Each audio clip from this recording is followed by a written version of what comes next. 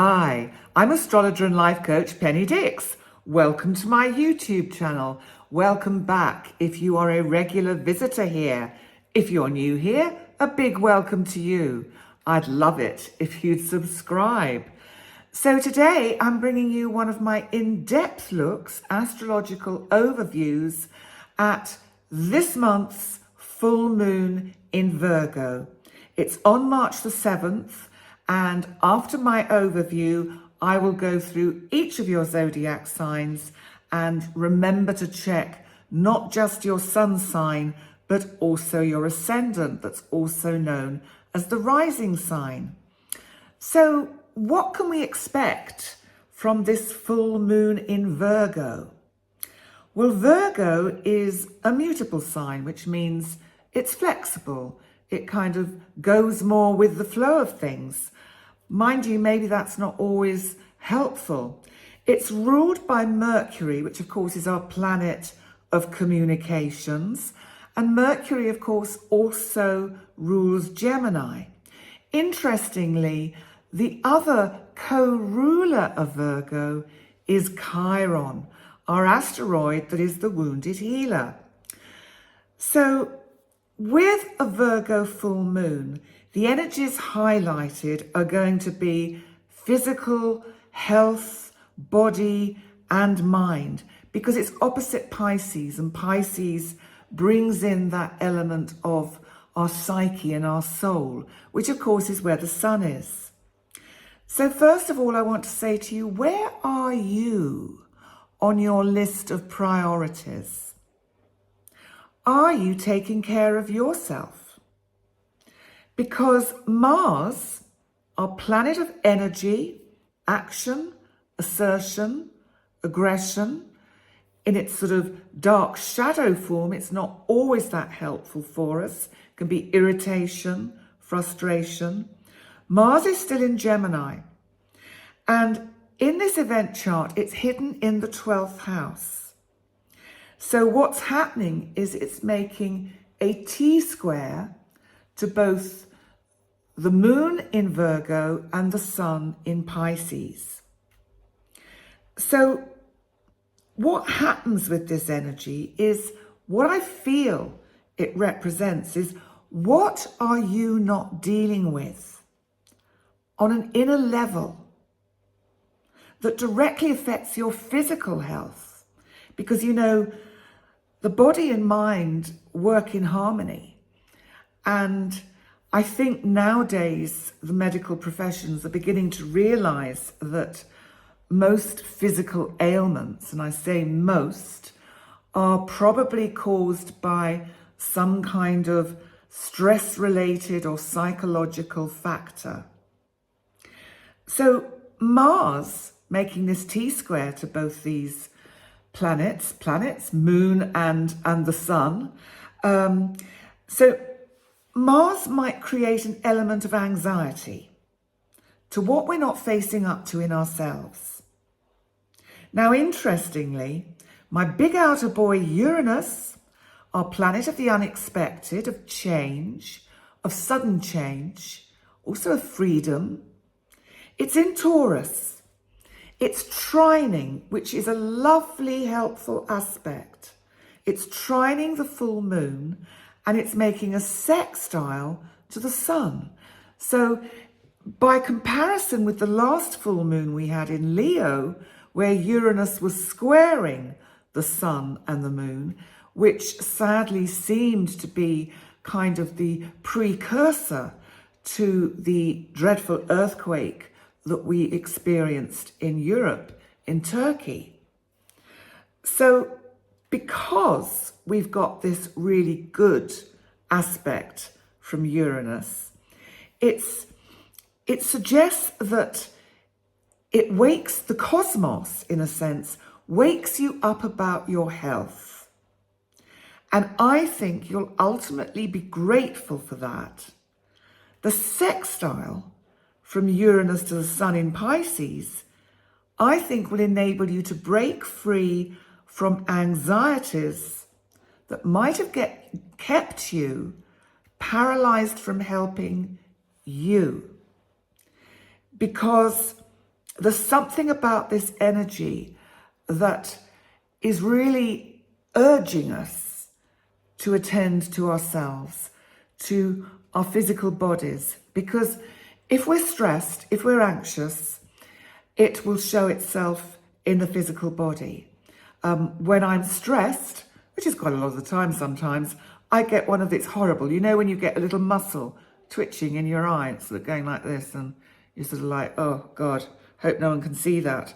So you've got this kind of energy, but we've also got Neptune, my big outer boy Neptune, our planet of illusion, mystery, sometimes deception.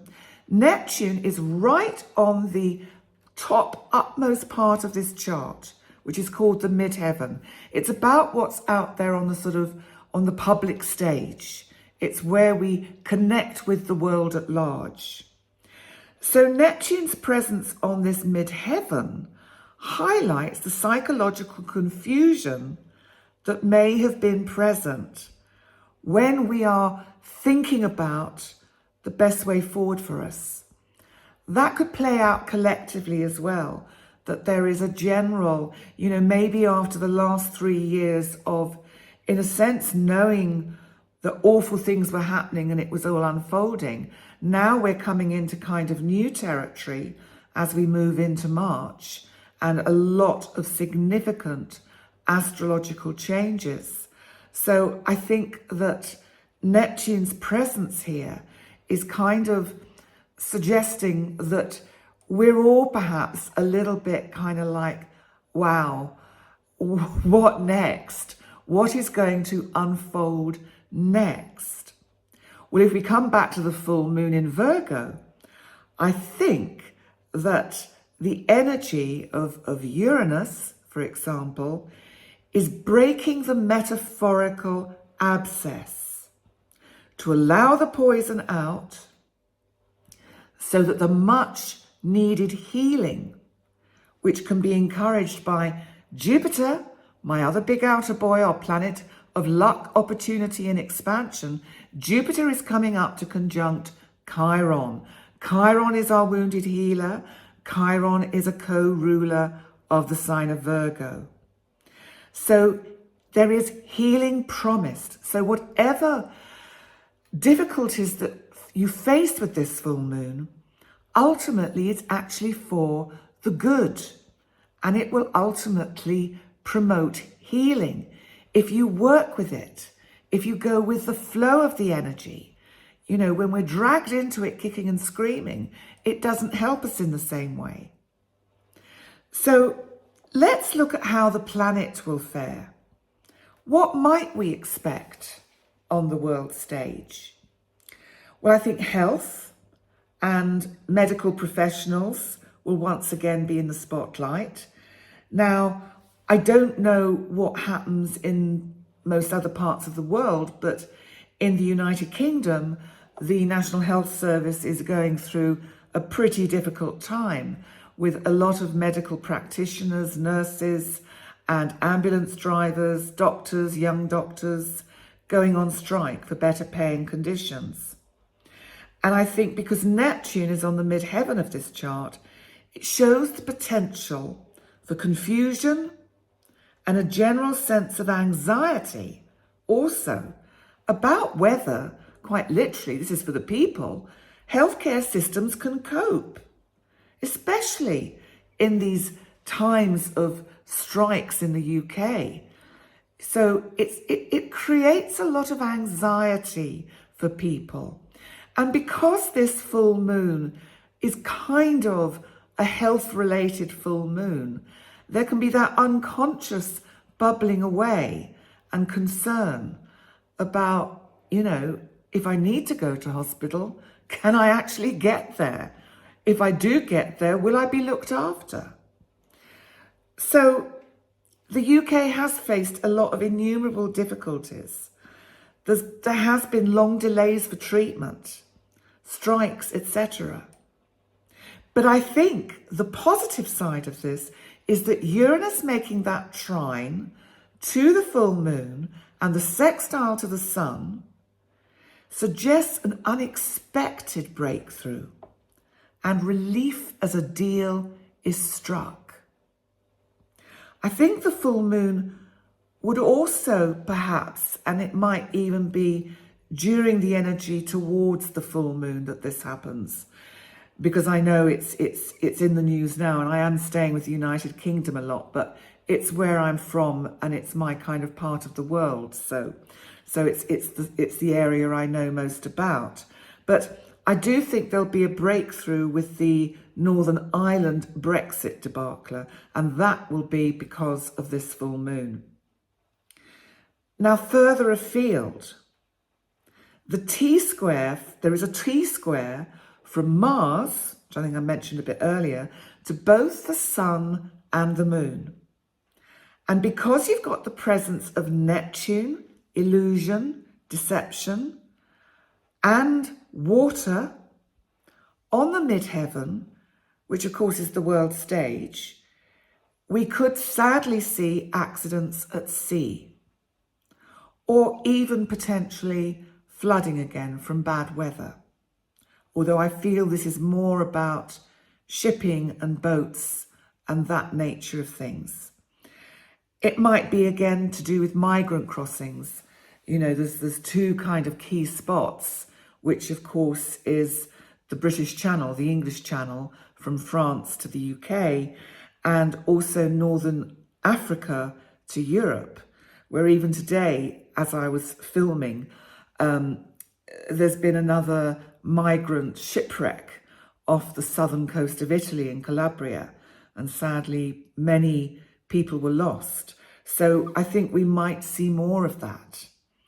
I also think with regards to Ukraine, that this full moon will bring the sea borders into focus around the Black Sea and potential for battle at sea. You know, that area's been pretty quiet, but seaports could come under fire again. I'm thinking about Odessa. But enough about what's going on in the world stage and all the difficult, challenging things that we have to navigate. But, you know, it's always like that in some way or another.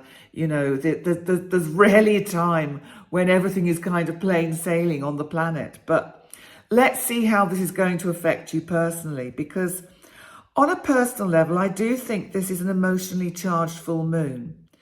And it does, however, have the potential for significant breakthroughs on an inner level, which may be painful on the inside, as the realizations come of how maybe you self-sabotage yourself on an unconscious level.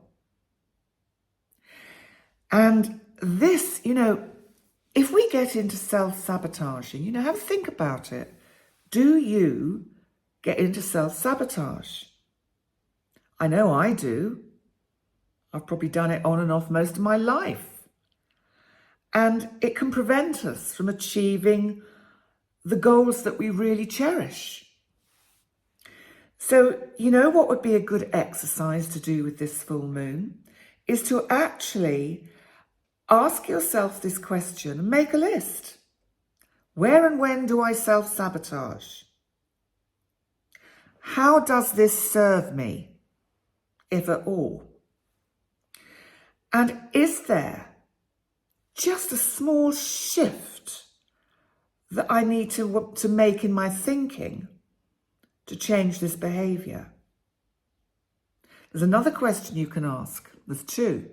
One, is it fear of failure? Or is it actually fear of success?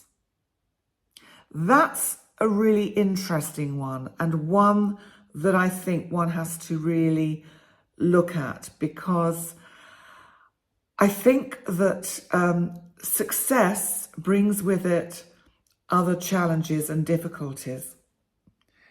And, you know, maybe at another time I'll go into that in more depth. But, you know, success brings more responsibility. So success can bring overwhelm and stress. So sometimes the reason that we self-sabotage unconsciously is to prevent ourselves actually having what we want. And then we're going, why don't I get what I want?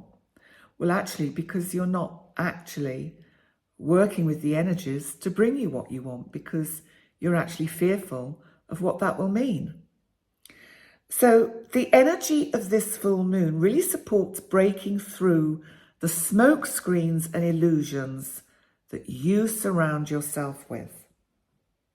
Psychological growth and healing can then come through the upcoming conjunction between Jupiter, my big outer boy Jupiter, our planet of expansion, luck, opportunity, and Chiron, the wounded healer. That's on the 12th of March. I will be doing a separate heads up about that. And Chiron, remember, is a co-ruler of Virgo. So you can see how this full moon really highlights the whole area of healing and health. Used and worked with in the right way, this could be a very fortunate and productive full moon. So my final thoughts before I go on to your individual signs. I think sensitive souls are really going to suffer with this, suffer emotionally with the energy of this full moon. But you know what you have to do? Stand outside yourself. Be the observer. Then you can enjoy the breaking through of the illusions brought on and helped by the energy of Uranus and Neptune. So that ultimately you serve yourself better with kindness, compassion, and you also serve others better. So there we go. That's my fairly brief overview. Now I'm going to go through your individual zodiac signs to see where this full moon is falling for you in your chart. Remember to check out not just your sun sign, but also your rising sign, also known as the ascendant. So let's begin. Aries. For you, of course, it really is in Virgo. It's in that sector of your chart that is very much underlined to do with health. So you need to be super aware of how this energy may be affecting you. Have you been really pushing yourself to the limits? Aries, sometimes you have so much energy at times, but it doesn't always serve you well. And I think Uranus in that second house of yours is actually going to bring a welcome breakthrough to help you actually just look at where you can just look at yourself in a different light. Recognize how valuable you are, Aries. Sometimes we all forget to praise ourselves for what we've done well, what we've achieved. And this full moon for you, Aries, I feel is a fabulous opportunity to reflect and actually look at how you can heal your soul on a better level. Now let's move on to Taurus. So Taurus, for you, it's in the part of your chart that is to do with the entertainment side of life and to do with creativity. Projects can also be to do with romance and love affairs. So what's this about for you? Well, of course, you've got Uranus in your sign. And I think that making this lovely aspect to the full moon in your 5th house is actually giving you a green light to go ahead and actually take a few more risks with ideas you've got which may be able to get you over some personal hurdles of doubt, fear, and anxiety, and to find some kind of constructive ways to channel that energy. So you channel it into some kind of method where you can help others with your understanding of you. So give that some thought, Taurus. Now let's move on to Gemini. So Gemini, the full moon for you is happening at home. So full moons, when they happen in our sector of our chart that's to do with the home and family, can indicate if we're in that situation, house moves, changes of location, all of that nature of things. But I think for you, it's some kind of breakthrough emotionally, as if you are finally recognizing where home is. And sometimes we don't see what's right under our nose. And it feels as if you've been looking further afield and looking out and looking away and looking to move or looking to change things and rearranging things, only to come back to the beginning and realize that perhaps all your anxieties were kind of smoke screens like that Neptune, and actually preventing you from seeing that where you need to be is where you are, and that home is always where you are. And so I think this gives you an ability to really inhabit the home within, so that you can be comfortable wherever you are. Okay, let's move on to Cancer. So Cancer, this is the sector of your chart for you, which is about communication. It can be about learning. It can be about writing. I think that, if I think about the rest of your chart, you've had some quite challenging times, Cancer. And I do feel this sees the conclusion of a situation that has been causing you enormous anxiety. And I can assure you that now this is going to start clearing up, and you're going to start feeling the healing energy coming in to help you with all of this.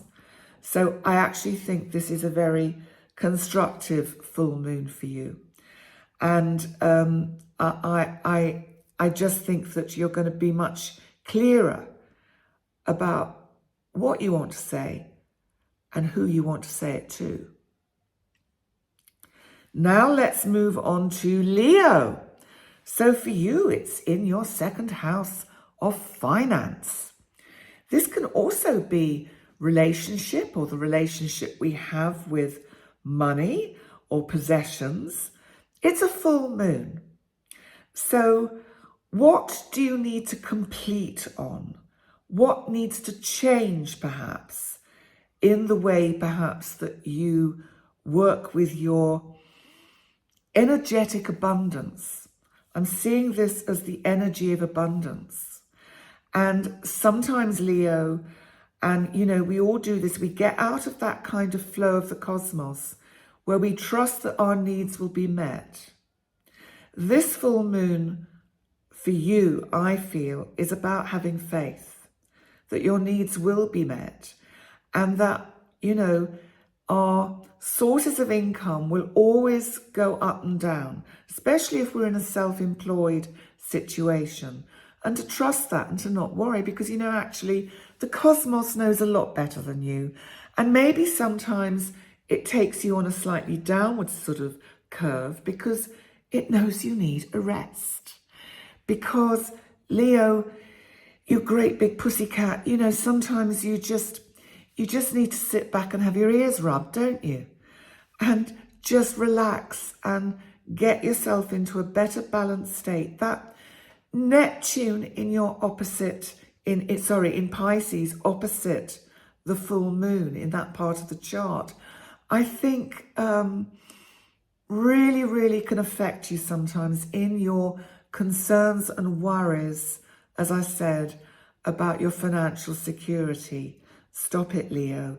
It'll be all right. You've always solved it before, probably, so you'll solve it again. Now we come to the star of the show, Virgo. So Virgo, this, of course, is in the part of the chart that is about you and your identity. what ways of behaving, what habits have you got? What kind of, what thinking kind of errors do you think you make that you need to change? Where do you need to serve yourself better? Where are you on your list of priorities? Or are you always reaching out and helping others first, which can be quite a tendency of Virgo natives? So Virgo, give yourself some slack. Take a break.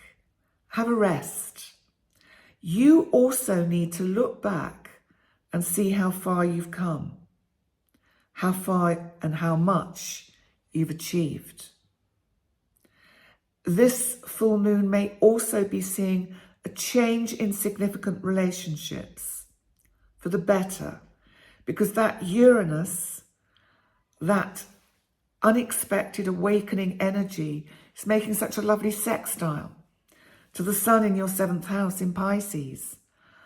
I think just chill, Virgo, cool it. The energies that have been so challenging are going to settle. It really, for all of us, the energies are shifting so much this month, and you really are going to notice it. Okay, let's move on to Libra. Well, Libra, this is very much deeply connected with your inner psychological kind of workings. And I feel that it's actually a refreshing full moon for you.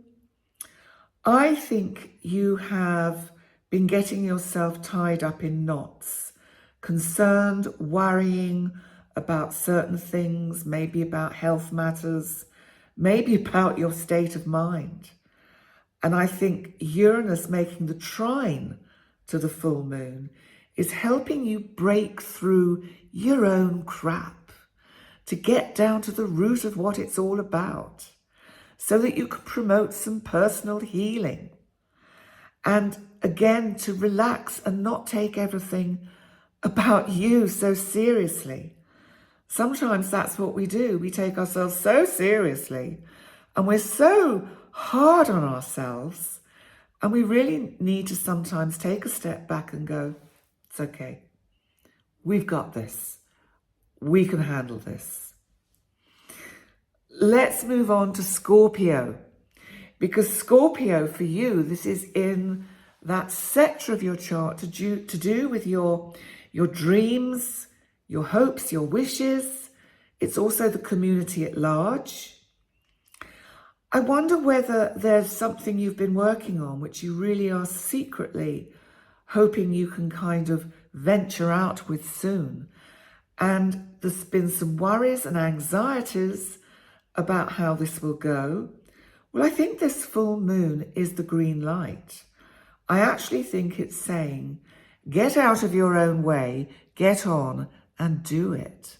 I really do think that that is what this moon is about for you. So again, have some faith in yourself, Scorpio. You have qualities and hidden depths that many would envy. And your co-ruling planet Mars, even though it's making a T-square to this full moon, is really giving you a little bit of a nudge, a little bit of a kick, and saying, it won't change if you don't take action. You know, I often say this phrase, which a dear counsellor friend gave me, which is used in counselling circles. If you keep on doing what you've always done, you'll always get what you've always got. So let's move on to Sagittarius. Sagittarius, are you making decisions about your career direction? Is there something you're letting go of, a certain course of action, a certain, perhaps, source of income even? I do feel that with this energy here, there's been some issues to do with your working life that you felt quite anxious about, quite concerned about. And I think what I want to say is be careful you don't throw the baby out with the bathwater, because there might be a feeling in you at the moment, Sagittarius, where you just think, I can't do this anymore. I've had enough. And you throw it all away. Now, equally, if you're not working, if you're retired, then this could just be something that you're working on, that you're passionate about, a hobby, and that you just can't get it right. And so you just go, you screw it all up, throw it all away, cool it, take some time. Just think about your ruling planet, Jupiter, cozying up to Chiron to bring in some lovely healing energies for you, Sagittarius. Make the most of that and stop worrying. Now we move on to Capricorn. So for you, Capricorn, this is in the sector of your chart that is to do with matters at a distance. It can be long distance travel. It can be higher education. My sense is that this is about something you've been waiting to do with long distance travel, or maybe to do with something that is at a distance from you that needs to break through. And I think you've been waiting for this to kind of shift and change. I think it's been hugely, it's made you hugely anxious. I think it's been hugely frustrating for you. This full moon is the break you're waiting for. This is the signal, the energy that will close one door to open another. And it will be such a relief. And you will feel as if 10 years just drop away from your face. So hang on in there, Capricorn. The change is coming. And now let's move on to Aquarius. Aquarius. It's in the sector of your chart that can be to do with joint finance. It's a powerful sector of the chart. It's about power. It's about transformation. It can be about other people's money or investments. What do you need to close? What needs to be put to bed, so to speak? What do you need to let go of? This could be an attitude. This could be an anxiety about, again, like I was saying for Leo, will I have enough? Will the money keep flowing in? Will it suddenly stop? Aquarius, stop worrying. Go with that flow. Have faith that the universe is a universe of abundance and wishes you to enjoy the abundance that it has. So just give yourself a little bit of a hug, Aquarius, and say, it's okay. I've just had a little wobble, but I'm back on track. And that Jupiter, giving all that lovely fortunate energy to Chiron for healing, is really going to be a game changer for you. And now finally we come on to Pisces, my oceans of emotions. Well, Pisces, this full moon for you is in the sector of your chart to do with close, significant relationships.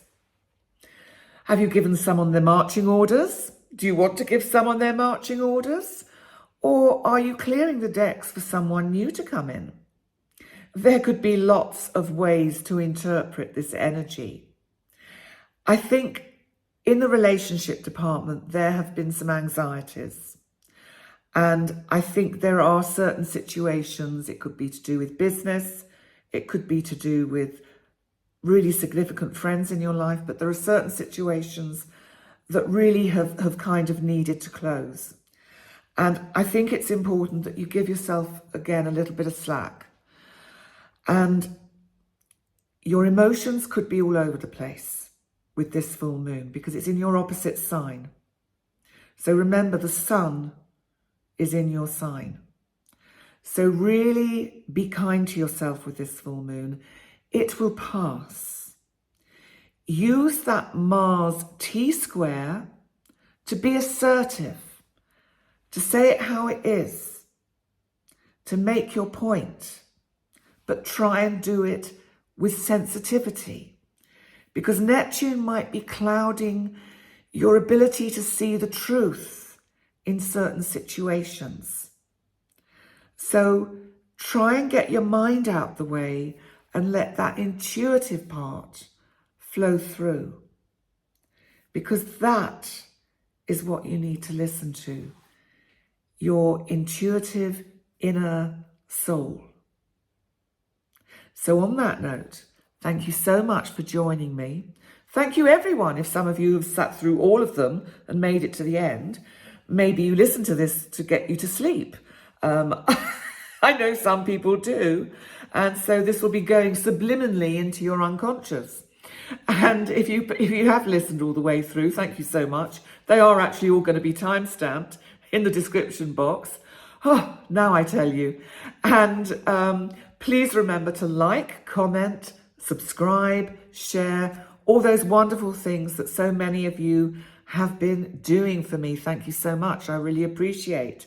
And I look forward to seeing you next time. Bye for now.